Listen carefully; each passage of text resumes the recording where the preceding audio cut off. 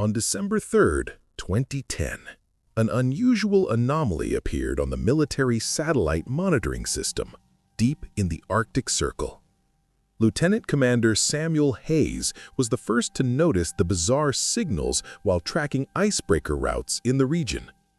The signal came from a location 50 miles off the coast of Greenland, beneath a thick sheet of ice in a previously unmapped section of the ocean.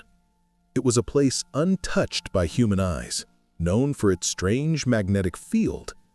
Most equipment malfunctioned when approaching this region, but this was something different. "What's this?" "Something's off," Lieutenant Hayes muttered, scanning his radar. "This isn't a typical ice or iceberg signal, sir." Captain Mark Sullivan, standing beside him, squinted at the screen. "Could be a satellite glitch or malfunction. Run a diagnostic." "No, sir. I've done that already." "This is something much larger. Too large." Hayes replied, his voice a mix of confusion and concern. Captain Sullivan grabbed the communication mic. "Admiral Graves, we need immediate analysis. Something's not right." Admiral William Graves, a seasoned officer, appeared on the screen. "A glitch in the data?" "No, sir. This is too precise. The anomaly is enormous, and it's not behaving like any known ice formation," Hayes reported. A brief pause on the line. "Deploy a reconnaissance team. Keep this quiet. I don't want this getting out." By December 5th, the Navy dispatched a covert team aboard a specially designed vessel. The mission was top secret, even within naval circles. Leading the team was Commander Jessica Williams, a seasoned veteran known for handling the strangest maritime situations. "Radio silence is critical," the Admiral ordered her. "If anything seems off, abort the mission. We need answers, not casualties." The research vessel arrived at the coordinates at precisely 0800 hours. The sky was unusually clear, with an eerie calm in the atmosphere, something the crew found unsettling. "This doesn't feel right," said Lieutenant Jack Moreno, the sonar expert, his hands scanning the instruments.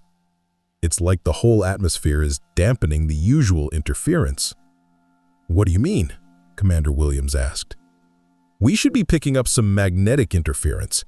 This area is notorious for it, but it's almost like it's all gone silent," he replied. "All systems are running without any issues." Williams raised an eyebrow. "Not even a hint of malfunction?" "No," he answered. "Everything is operational at 100%. The team deployed a specialized drone, one capable of diving up to 1,500 feet, to investigate. As it descended, the water grew darker, the pressure increasing, but the drone's LED lights cut through the deep black like lasers. 800 feet! We're getting closer!" Lieutenant Moreno called out, eyes glued to the screen. Suddenly, the video feed flickered and then stabilized, revealing something that stopped everyone in their tracks. "Oh my God," whispered Commander Williams, barely able to comprehend what she was seeing. It was a massive triangular structure, unlike any ship or submarine. Its surface was coated in thick marine growth, but underneath, gleaming metallic surfaces reflected the drone's lights. "Not one of ours," Lieutenant Moreno murmured. This is something else entirely." Williams' heart raced. "It's alien, isn't it?" Without answering, everyone in the room knew what the answer was. "Get Washington on the line, now." Within 48 hours, military ships swarmed the area under the guise of a routine exercise. Meanwhile, the president was briefed, and a team of the top scientists and military officers was assembled. The structure, or Titan, was officially designated as the most significant discovery in human history. Dr. Elena Carson, a marine archaeologist known for her expertise in underwater anomalies, was among those summoned. At 60 years old, she had seen many strange things, but nothing like this. "I've never encountered anything like this before," she muttered, reviewing the footage. The design seems to have been built with hydrodynamics in mind, But why would an object this size be submerged in such remote waters? Accompanying her was Dr. Victor Haynes, a leading expert in astrobiology from NASA, and General Frank Turner, who would oversee the military operation.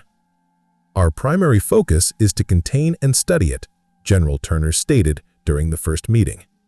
"We must maintain absolute secrecy.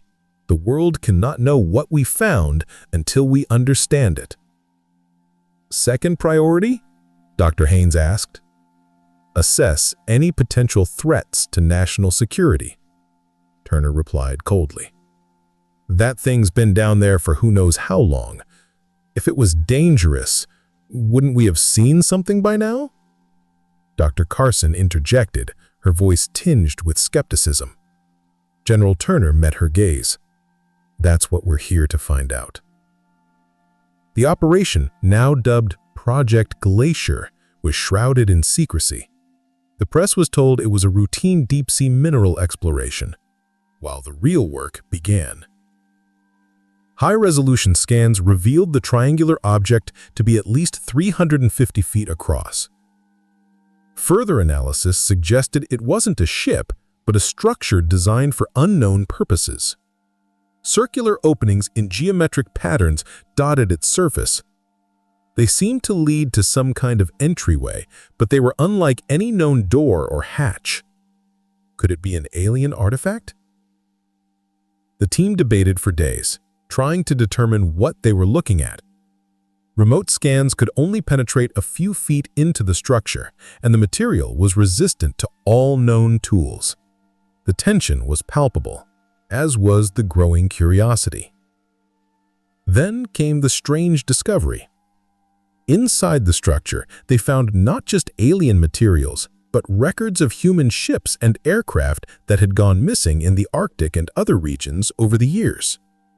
Many of the missing vessels, including a research vessel that had disappeared decades ago, were found to be inside the alien ship, preserved as if on display. But the real discovery came later. After further analysis, the scientists realized that the structure they had discovered was not only a ship, but also a high-tech observatory built to monitor certain key events and people on Earth. The structure, or Titan, was part of a much larger network scattered across the globe, hidden, unnoticed. The aliens had been maintaining a balance of power on Earth for millennia, waiting for the right time to reveal themselves. The truth was chilling. These aliens were not the peaceful explorers they had appeared to be. They were part of a much darker faction, one that had been safeguarding humanity from another, far more dangerous and hostile alien race, one that had been watching Earth just as long, but with far less noble intentions. In the depths of Titan, a new discovery was made, one that sent a wave of shock through the team. A preserved alien species, ancient and deadly, had been kept within the ship. The record showed that this species had once tried to invade Earth centuries ago, and the Valians, this seemingly benevolent race, had been forced to protect humanity from them ever since. The dangerous species, known simply as the alien species, had been hiding in the shadows, biding their time, waiting for humanity to become weak enough to invade. The Valians had been watching, silently, and had intervened on several occasions to stop the alien species from invading Earth. As the team pieced together the history of this conflict, they realized something terrifying. The alien species was still out there, and they knew that humanity was on the brink of discovering their existence. The Valians had been waiting for humanity to reach a level of technological and social maturity before they made their presence known. But now that the discovery had been made, the alien species were preparing to act. The decision was clear. The Valians would reveal themselves to humanity. But the question remained, could humanity stand up to the threat of the alien species? Would they be able to unite, Or would they fall prey to the horrors lurking beneath the surface of the world? As the research team made their way back to the surface, they knew that everything had changed.